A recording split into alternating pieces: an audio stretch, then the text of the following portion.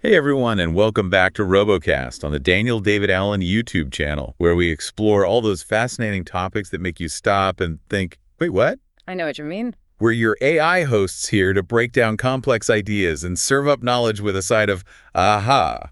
Always a pleasure to join you for another thought-provoking episode. This week we've been on a roll, digging into all things Christianity. Yeah, we have. We've explored the world of Christian nationalism, debated whether the U.S. is truly a Christian nation, grappled with the arguments in God is not great, and even tackled the Bible's stance on abortion. Definitely covered some weighty topics and sparked some interesting discussions along the way. Now, for our final episode of the week, we're shifting gears to examine the pro-life movement. Interesting. We're going to trace its roots, uncover the key players, and try to understand their motivations. It's a movement with a long and complex history, intertwined with religion, politics, and social change. And as we unravel this history, there's a really intriguing question I think we need to ponder.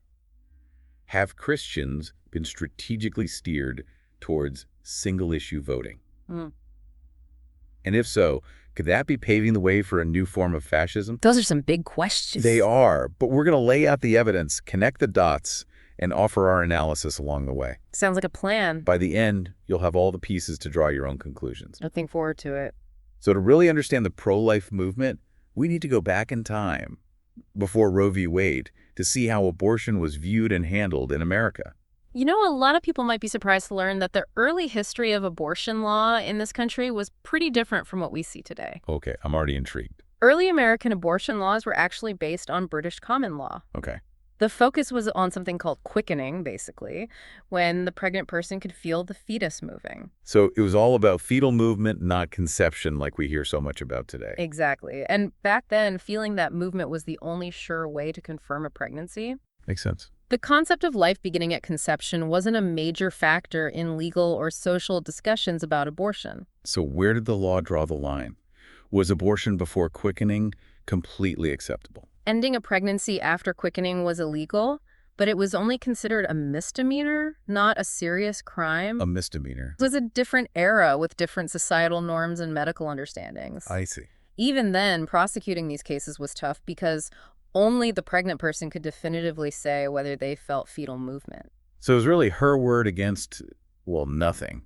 So based on that, it seems like abortion was relatively accessible and not seen as something taboo in those early days. That's right. Abortions were fairly common and generally accepted as a part of life.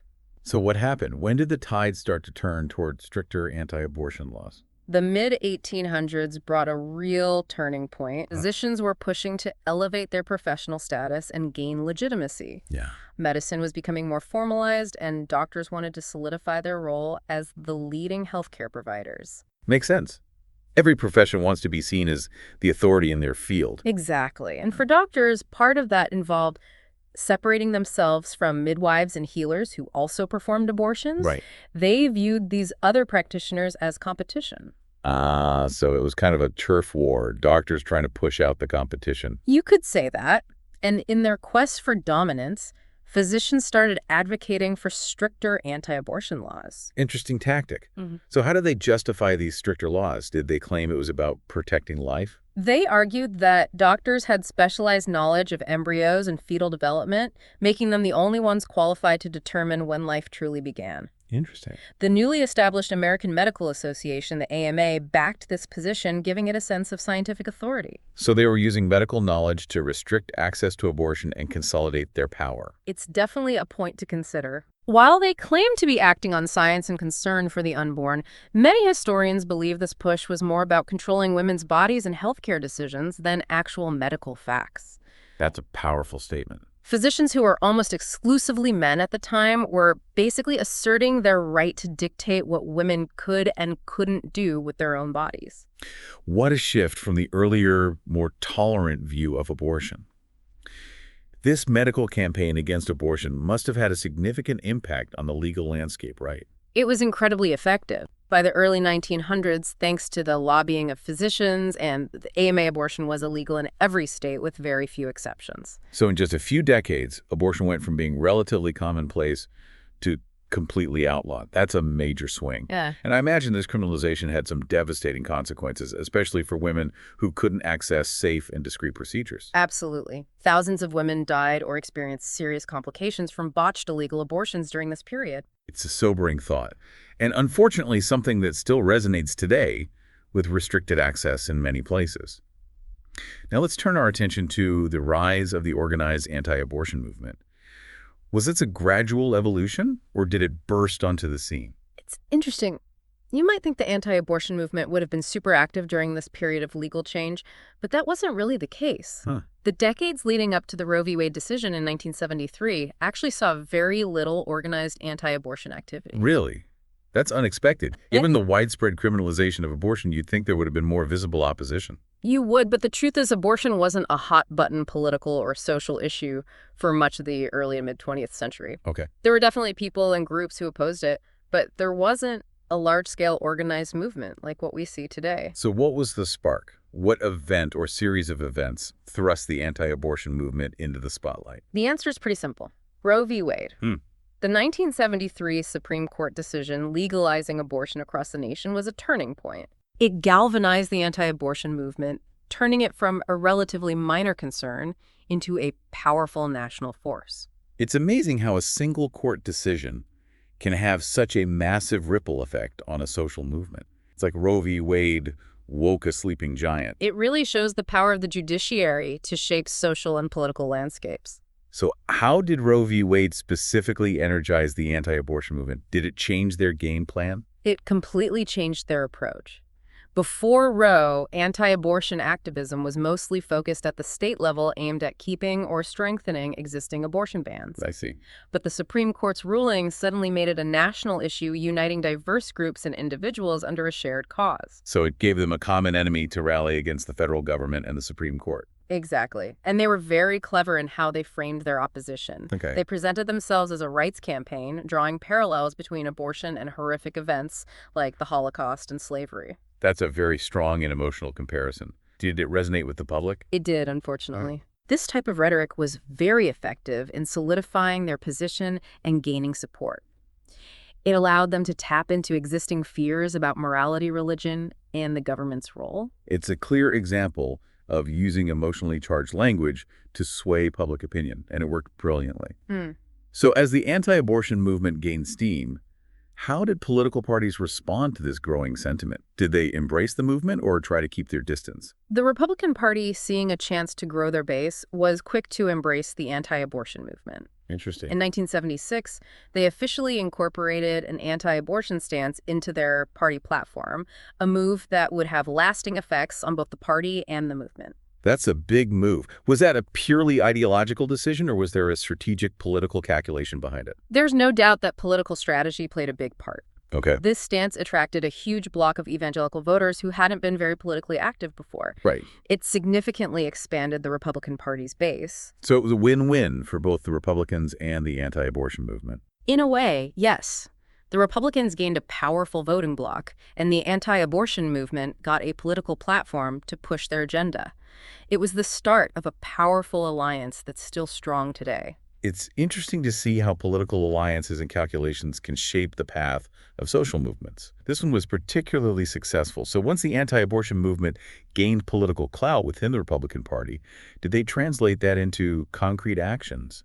Did they see any legislative wins in the years following Roe v. Wade? Absolutely. Throughout the 1980s, anti-abortion sentiment had a big influence on elections, contributing to the victories of conservative leaders like Ronald Reagan, who openly supported the movement and made it a cornerstone of his policies. And Reagan's presidency had a lasting impact on the judicial system, right?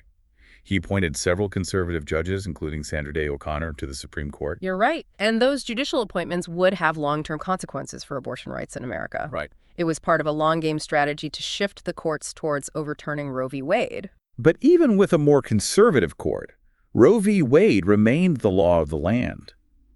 Did the anti-abortion movement make any progress in limiting abortion rights during this period? They did, but it was a gradual process. They focused on passing restrictions at the state level, making it harder for women to get abortions. Gotcha. Think waiting periods, parental notification requirements and limits on funding for abortion providers. So a classic death by a thousand cuts approach, slowly chipping away at abortion rights at the state level while working towards the ultimate goal of overturning Roe v. Wade. Exactly. And it was a pretty effective approach. Yeah. It slowly changed the legal landscape and public perception of abortion, making it easier to justify even more restrictions. A reminder that social change, whether for better or worse, often happens incrementally through a series of small steps rather than one big event. That's a good point. Yeah. We tend to focus on the big moments, the landmark court cases, the legislative battles, but it's often the smaller, less obvious changes that have the most significant impact over time. All right, so we've covered the early history of abortion law,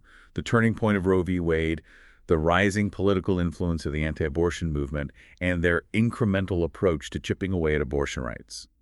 Now let's fast forward to the present day. How has the movement evolved in recent decades? What new tactics have they adopted? By the late 1990s, we see a significant shift in the anti-abortion movement and its relationship with the Republican Party. Okay. Conservative leaders started demanding complete loyalty to the anti-abortion stance within the party. It wasn't enough to simply be anti-abortion anymore. You had to be vocally and demonstrably anti-abortion. So it wasn't just a stance. It had to be a core part of your identity and your political platform. Precisely. This uncompromising position made abortion a single-issue vote for many conservative voters, making it almost impossible for Republican candidates to stray from the party line, even if they personally held more moderate views. It sounds like the anti-abortion movement had a powerful grip on the Republican Party, shaping policies and influencing who got chosen as candidates. That's a fair assessment. And this influence only grew in recent years, as we saw with the rise of the Tea Party movement and the election of Donald Trump. And earlier you mentioned organizations like the Federalist Society. What role have they played in shaping the current landscape of abortion rights? The Federalist Society has been hugely influential in shaping judicial appointments, especially at the federal level. Right. They've championed judges who interpret the Constitution very strictly, often with a conservative slant.